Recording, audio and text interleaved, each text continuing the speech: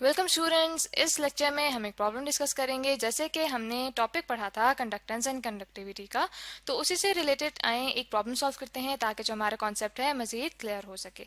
तो क्वेश्चन क्या है, वो ये है कि find the conductance of a wire of resistance 20 ओम। हमें एक वायर दी गई है, ठीक है, और हमें कहा गया है कि उसकी रेजिस्टेंस 20 ओम है। ठीक है, अब हम ये जानते हैं कि जो करंट होता है वो किस वजह से होता है कि किसी भी पॉइंट से, किसी भी फॉर एग्जांपल वायर से हमारे पास चार्जेस पास हो रहे हों तो हमारे पास करंट प्रोड्यूस होता है। जब ये चार्जेस, यानी कि यहाँ पे अगर मैं ले लूँ कि इलेक्ट्रॉन्स पास हो रहे हैं, ठीक है, तो मेरे पास करंट यहाँ से पास हो रहा है।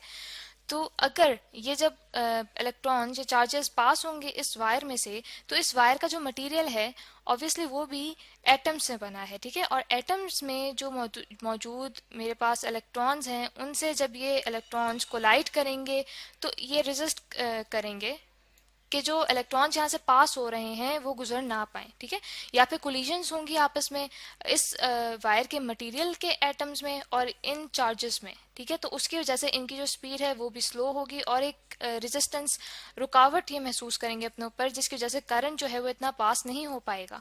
तो ये जो क्वालिटी होती है उसे हम कहते हैं कि इस वायर की ये रेजिस्टेंस है, जो कि हमें बताई गई है 20 ओम। अब कुछ ना कुछ तो करंट हमारे पास पास कर रहा होता है। अब ये हमने देखना है कि कंडक्टेंस कितनी है वायर की, यानी कि ये मटेरियल अगर कुछ ना कुछ रुकावट यानी कि रेजिस्टेंस शो कर रहा है करंट के पास होने में, तो कुछ ना कुछ करंट पास होने भी तो दे रहा है, बिल्कुल ही उसने रोक तो नहीं दिया। तो ये हमने देखना है कि कितना पास होने दे रहा है, जिसे हम कहते हैं कि उसकी कंडक्टेंस कितनी है, ठीक है। तो हम अपने पास लिख लेते हैं कि हमें क्या क्या क्वांटिटीज गिवन है, क्या क्या डाटा हमारे पास मौजूद है। हम देखते हैं कि हमें ये बताया गया है कि जो रेजिस्टेंस है वो कितनी है, वो है हमारे पास 20 ओम।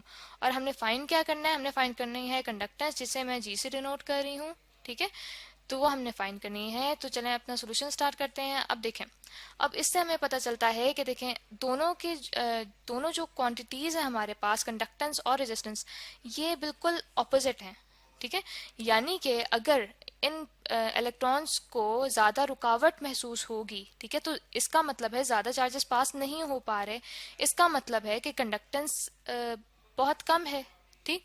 लेकिन अगर ज़्यादा इलेक्ट्रॉन्स पास हो पा रहे हैं, यानी कि करंट हमारे पास ज़्यादा पास हो रहा है इस वायर में से, इसका मतलब है कि कंडक्टेंस ज़्यादा है, यानी कि ये मटेरियल जो है वायर का, ये ज़्यादा इलेक्ट्रॉन्स को, चार्जेस को अपने अंदर से पास होने दे रहा है, और जबकि उसकी रेजिस्टेंस कम है। इसका मतलब तो ये हुआ कि दोनों इन्वर्सली प्रोपोर्शनल है, यानी कि एक क्वांटिटी ज़्यादा होगी तो दूसरी क्वांटिटी कम होगी। इस रिलेशन को हम इसी तरह शो करते हैं कि जो कंडक्टेंस होती है वो इन्वर्सली प्रोपोर्शनल होती है रेजिस्टेंस के। तो यहाँ पे अब देखें, हम पुट करते हैं रेजिस्टेंस की वैल्यू, जो कि हमारे पास है 20 ओम, ठीक है। अब इसे जब मैंने कैलकुलेट किया तो मेरे पास जो वैल्यू आती है वो आती है मेरे पास 0.05 मोह, ठीक है। अब देखें यहाँ पे यूनिट, आप सोच रहे होंगे कि मोह कैसे। अब जैसे कि हम देख सकते हैं कि जो हमारे पास रेजिस्टेंस है वो इन्वर्सली प्रोपोर्शनल है कंडक्टेंस के, तो चूंकि हमारे पास जो यूनिट होता है रेजिस्टेंस का वो हमारे पास ओम होता है, तो इसलिए जो कंडक्टेंस है उसका यूनिट हम इस तरह ले लेते हैं कि रेजिस्टेंस के यूनिट को हम उल्टा कर दें, यानी कि MHO कर दें, तो हमारे पास कंडक्टेंस का यूनिट बन जाता है जिसे हम कहते हैं मो।